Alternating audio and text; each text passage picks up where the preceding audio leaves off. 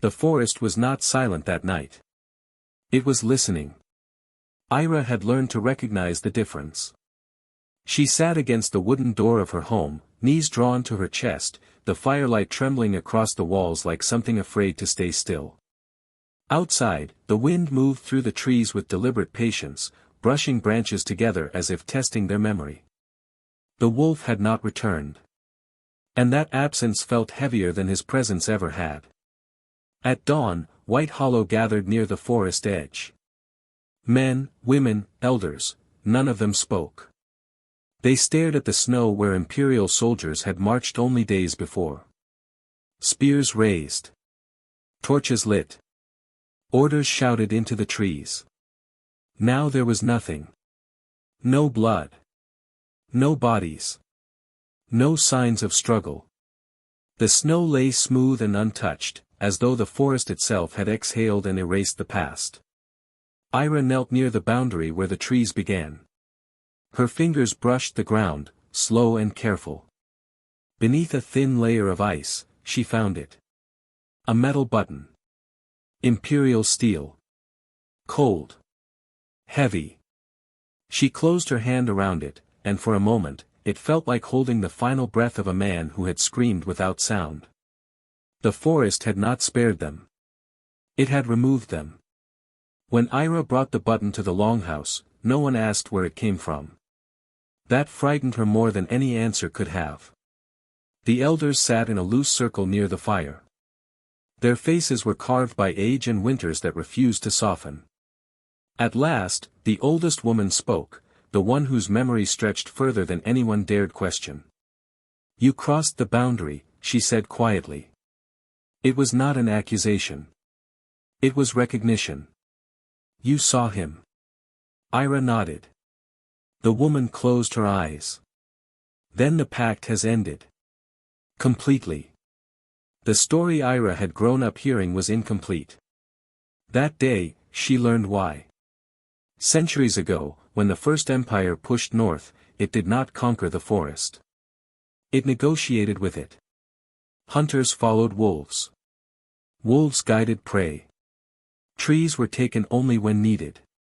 No fires burned where dens lay hidden. There were no written agreements.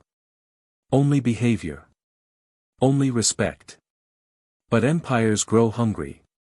The forest became land. The land became property.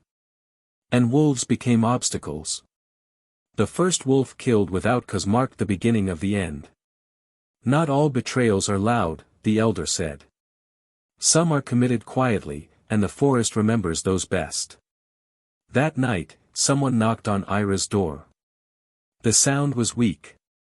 Careful. She opened it and froze. Her father stood in the doorway. Yakut looked older than he had days before. His beard was matted with ice. His eyes were bloodshot, sharp, alert in a way that belonged to hunted animals, not men. Ira rushed forward, but he stopped her with a raised hand. "Listen," he whispered. "Before they hear us." He sat by the fire and spoke of what the forest had shown him. The Imperial soldiers had not come to hunt wolves.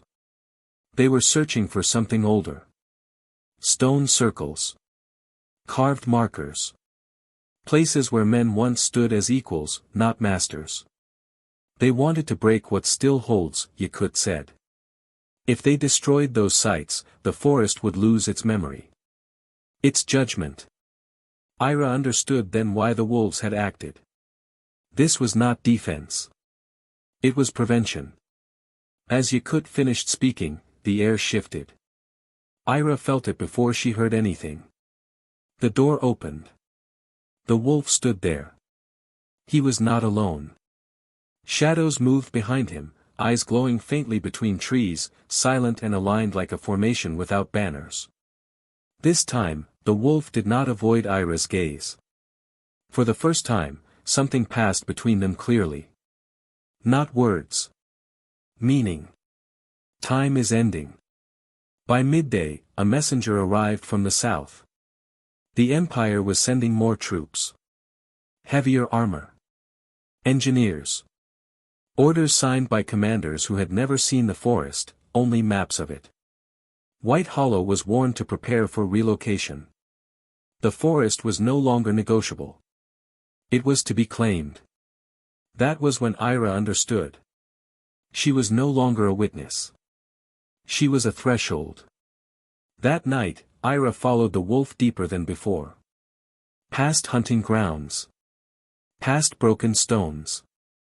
Into a place no one in the village had names for anymore. An ancient circle lay half buried beneath roots and snow. Stone worn smooth by centuries of touch and memory. This was where the pact had been honored. The wolf stopped at its center. He did not bow. He waited. Ira stepped forward.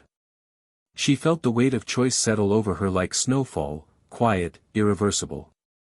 If the Empire destroyed this place, the forest would not die. It would become something else. Something that no longer distinguished between guilty and innocent. Ira understood the truth no one had dared say aloud. The forest did not want protection. It wanted recognition. A living memory. Someone who would remember the pact when stones were broken and elders were gone. Someone human. The wolf lowered his head, not in submission, but in acknowledgement. The soldiers entered the forest at sunrise. They did not come back. No screams reached the village. No battle sounds echoed through the trees. Only silence. Later, snow began to fall. By evening, even the footprints were gone. The Empire withdrew. Not in defeat, but in uncertainty. White Hollow remained. Ira did not return to her old life. She lived near the forest edge, between boundaries that no longer existed. Travelers sometimes spoke of a woman seen walking where paths ended. Sometimes, they said, a wolf walked beside her. Other times, there were two sets of tracks where only one person should have been. The forest still listens. And now, so does she.